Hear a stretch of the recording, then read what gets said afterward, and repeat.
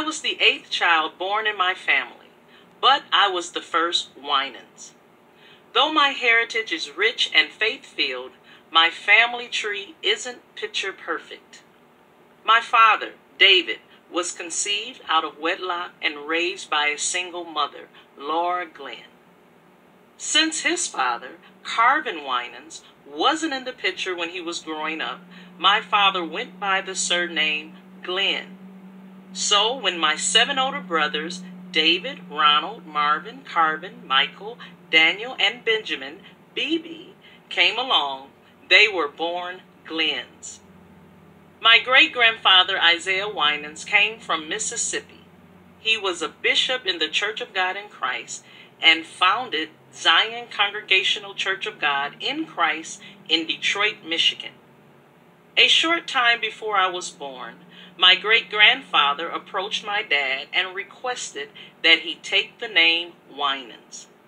Even though my dad's father hadn't been present during much of his life, my dad consented to his grandfather's wishes out of respect.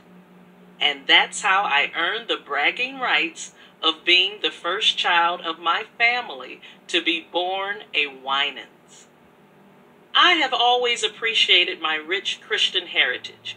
I think that's why I'm passionate about influencing the next generation. We have all been influenced by those who came before us. Along with faith, music played a big role in my upbringing. I suppose it's fitting that music is what brought my dad and mom together. They met in 1950 as members of the Lemon Gospel Chorus, a citywide gospel choir led by gospel great Louise Lemon. Dad and Mom married in 1953 at the tender ages of 19 and 17. Music was a part of their home even before my oldest brother was born the following year. Mom played the piano, Dad played the saxophone, and both had impressive singing voices. Later in their lives, they would record several albums together. Before children came along, both had traveled half the country in a handful of musical groups, so I suppose it's no surprise their children followed in their footsteps. A large family wasn't part of my parents' plan. Mom used to tell us, I only planned to have 2 children, a boy and a girl. It's just that girl was slow in coming. Clearly, God had different ideas. In 1964, I was born, Priscilla Marie Winans. Priscilla was the beautiful baby girl name my mom had been saving up in her heart through all those years of having sons.